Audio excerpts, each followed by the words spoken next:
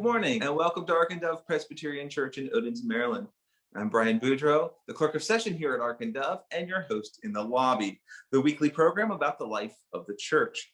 So today is a special day in the life of the church. In addition to being the fourth Sunday after Pentecost and our celebration of communion, we are, for the first time in 15 months, holding our first indoor in-person service. In fact, people are gathered in the church right now. I'm not sure whether they're watching the lobby, and I hope you are. Are you folks watching the screens? I'm up here. All eyes on me. Well, I certainly hope so, because we have some fun guests joining us today. Katie Nielsen Johnson will be joining us with one of her secret hobbies. But first, let's check out the announcements. Summer Sunday School began today, June 20th at 9:15. But don't worry if you missed it. Summer Sunday School is every other week, and I will keep reminding you every week about it. There will be a fun story, a craft, and lots of games. And parents, you can come join the other adults for the Christian Adult Summer Sunday School, and that happens at the same time. So the theme for the adult Christian Ed class is Mythbusters. We will be looking at common Christian myths and busting them by looking at the Bible. So there is no homework, come as you are.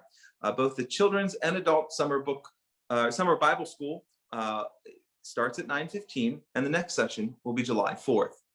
Our next outdoor in-person worship service will be next week, June 27th, starting at 9:15. So please RSVP for the in-person service. The link is in the archive, and it only takes 30 seconds to complete. So for both the in-person outdoor and in-person indoor services, we are asking that everybody RSVP.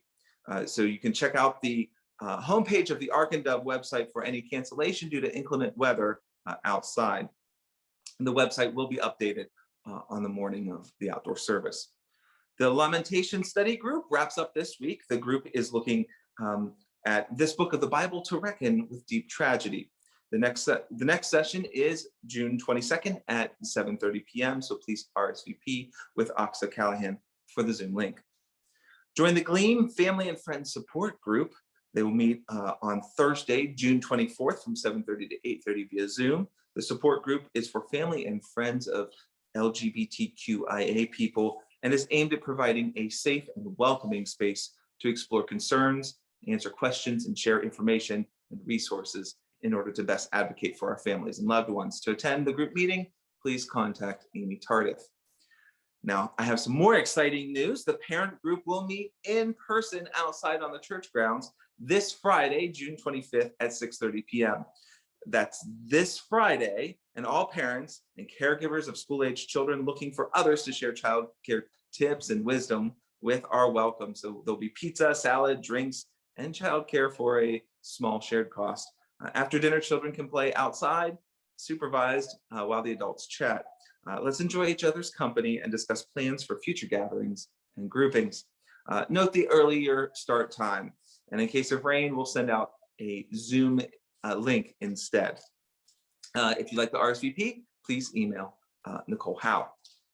Now, calling all allies, the Gleam team is offering a 1-hour hollaback training to address types of disrespect that LGBTQIA folks are facing right now, and teaches strategies for intervention as well as prioritizing safety while intervening. You can sign up for sessions on Wednesday, June 23rd at 6 p.m. or Monday, June 28th at 5 p.m. And so for more information or questions, please contact Amy Tardif. Now, last week I talked to Christina Nelson and Sarah Fox about Vacation Bible School. That is being held from July 13th through the 16th from 6 to 8 p.m. The theme is Come to the Table. When you eat with Jesus, anything can happen. Registration is now open. Children who have completed kindergarten through 8th grade are invited to learn how all people are welcome at God's table and joyfully receive and share the good things that God provides. Now, Vacation Bible School is offered to all children free of charge, but a suggested donation of $5 per child or a gift of supplies would be appreciated. To register or donate supplies, please follow the link on the Ark and Dove webpage. Leaders and helpers are still needed for the program as well. So any interest or questions, please contact Sarah Fox. The summer book club continues, and the July selection is When No One Is Watching by critically acclaimed author Alyssa Cole. The novel is a gripping psychological thriller in which gentrification of a Brooklyn neighborhood takes on a sinister new meaning. So the group will discuss the book on Tuesday, July 20th at 7:30 p.m. via Zoom. Contact Kim Champagne or Pastor John if you're interested in participating. And now for our regular activities, the weekly Bible lectionary is every Wednesday at 10 a.m. Pastor John has a Zoom invitation for you. Sunday fellowship is right after the service at 11:30. Email fellowship@arkandove.org anytime during the service to receive the link. The crafting group meets the first Wednesday and third Monday evening of each month at 7 p.m. via Zoom. Amy Tardif has the Zoom invitation for you there. And Saturday night game night with the deacons, you can get a Zoom invitation from Ellen and Greg Makar. So today on the lobby, I have a very special guest, or guests actually, here to talk about their special interest. So I want to welcome Katie Nilsson Johnson. So welcome, Katie. It's good to have you on the program. Hi, yeah. So you and your husband Grant have been members of Ark and Dove for a long time, but you left for a while and came back. So why did you leave and why did you come back? I left in middle of 2018. I decided to go back to grad school yet again for peace and conflict studies. So we moved up to the New York City suburbs for 2 years while I did that. At the time of graduation, it was start of COVID. We were getting hit pretty hard in where we were. And we knew we wanted to end up back in the DC area. Grant is a federal contractor, so it's easier to be down here. And moving into the humanitarian sector from the museum sector, there's plenty of organizations down here compared to DC, so I could work anywhere. And we knew we had a good community in Ark and Dove and our different hobbies, so it made sense. Oh, that's wonderful. And you have I've spent the last year or so, more than a year in fellowship. You folks are there almost every week, as am I. So it's been wonderful getting to know you a little bit better. Mm-hmm. And one of the things that we learned is this special interest that you have with your dog Olive. So not many people I think are aware of this. So why don't you introduce what Olive does and her special tricks? So this is Olive. Well, her call name's Olive. Her AKC name is Pretty Floral Bonnet. She's named after a line from the show Firefly. We got her as a rescue from the Austin Sheltie Rescue. She was a stray around Fort Hood. And to build up her confidence, in addition to doing competitive obedience and competitive rally obedience, we do herding. Herding is great for building up dogs' confidence, especially herding dogs, since they have that natural instinct. I've got lots of questions for you. So the first is, if you could just talk about what kind of dog Olive is and why, I guess she's a herding dog. So what's the significance of that? So Olive is, as far as we know, a Shetland sheepdog. She has a purebred alternative listing, or PAL number, with the AKC, which says, to the best of our knowledge, she looks like a Sheltie, she acts like a Sheltie. The rescue says she's probably a Sheltie, so she can compete as a Sheltie in companion sports and herding and that sort of thing. She can't compete in breed ring, which is just fine with us. That's a whole other area of dog sports that we are not interested in. They are bred theoretically to be all around farm dogs, so that's why they bark. In the AKC classification of dogs, they're in the herding group with other dogs like the Rough Collie, the Border Collie, the Finnish Lapphund, German Shepherds, all of those. She is considered purebred in that she looks like it. She's built within standards. She's the right height, she's the right weight. She's a little small for the US, which I'm fine with, but her anxiety levels are a little high, which is great for herding, because, well, it's not great for herding, but herding is great for anxiety. So tell me a little bit about now the sport, because this is fascinating, because I have a dog, Ray. We've often thought, oh boy, she's so agile and fast, but I don't know if she has the discipline to be a competitive dog. So tell me about the sport. What does Olive have to do? With herding, how it typically goes is you'll start out at a farm and you'll do instinct tests where you can see like the dog will engage, does the dog have interest, will the dog actually not just chase the sheep, but have an intention of gathering the sheep together, moving the sheep, because you don't want a dog that's aggressive. Any breed can show herding instinct. It's just that with herding dogs, it's more common. And theoretically, it should be a given trait. And then you move on within the AKC anyway, to do the herding test, where you have to take sheep between cones and around cones and be able to stop them. The dog demonstrates that they can not just keep working, but can actually stop and listen to the person. And then you move on to pre-trial test, which again, there's cones involved. You'd be able to turn sheep. It's just a bigger field. And at that point, you move on to the real competition. And this is where people will differentiate. Some folks will start working ducks. Some people will work cattle, and some people work sheep. And sometimes you have dogs that can do 2 of them or all of them. Olive is not bold enough to do cattle. She's only 13 inches at the shoulder, so it's a little small. When you move into the competition, there's a couple different stages and a couple different tests within each stage. Each test has a different layout of what obstacles you need to do. So the dog needs to take the sheep through different obstacles, take them over bridges, pen them up, that sort of thing. So you are limited geographically of where you can do this. You have to be on a farm. The human has to be able to read sheep just as well as the dog. The AKC added a farm dog certification test that any dog can do, not just herding dogs.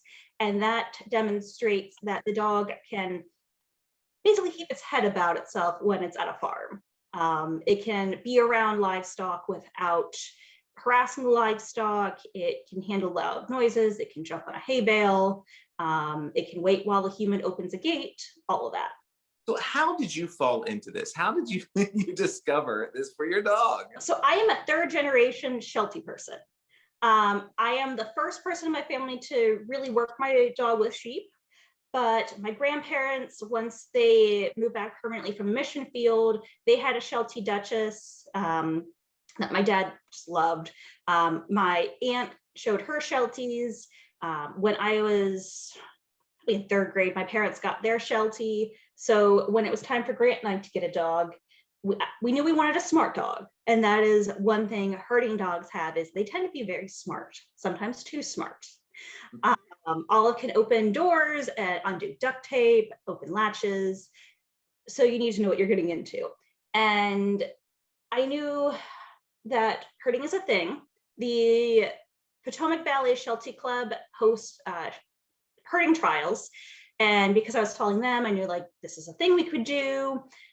We were already starting in obedience at that point, and it seemed like a fun compliment. We're not going to take it as seriously as obedience. There are people who definitely take herding serious. One of the sayings is that herding is one of the most difficult dog sports, because you're working with not only your dog, but with this surprise group of livestock.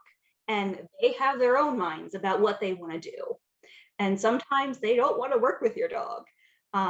In training, we've had sheep who decided they were just done with the training, so they jumped out of the field and they went to another field. For herding, she has her instinct test, her herding trial, and her pre-trial test. She has 13 titles total right now across different sports.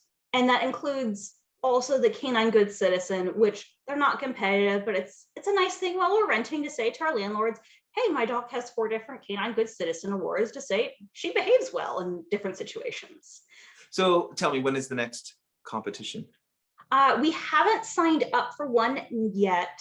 Coming back from pandemic, just being a little cautious. I mean, the nice thing about herding trials is you're outside and you're working from your car, so you're away from people anyway. But there's usually one around Easter. There's one around the 4th of July. If any breed is having nationals on the East Coast, they tend to have it around here late summer. If we do another one in the next few months, it'll probably be in August, which nice, hot and humid. We have plenty of water for the dogs to go into. Olive has a little cooling coat to keep her from overheating. Shelties are not bred for Virginia summers. They're bred for nice and temperate Scotland. So I do have one more question. How legit is the movie Babe? There are components of it that are very legit. I don't think anyone has actually trained a pig to work sheep.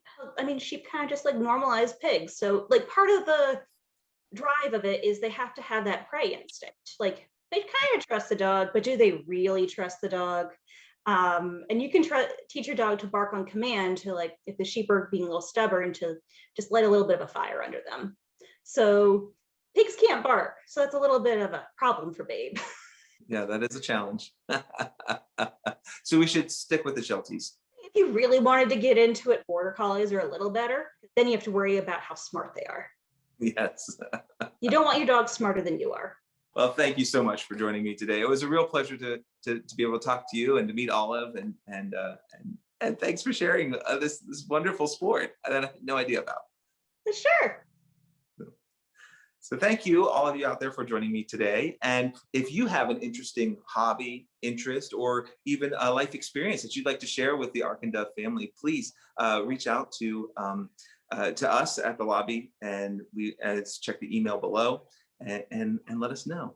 And we'd love to be able to talk to you in our new series of Meet Ark and Dove. As always, thank you for joining me. More details about everything we talked about can be found in the archive or on the webpage. This has certainly been an exciting week. Kids have finished school. Congratulations to all the students moving up, and to all of our graduates. You did it. Also, we celebrated our first National Juneteenth. And finally, happy Father's Day to all dads in all forms out there. Have a great week. Don't forget to join the fellowship after the service, and the live stream service will begin in a moment.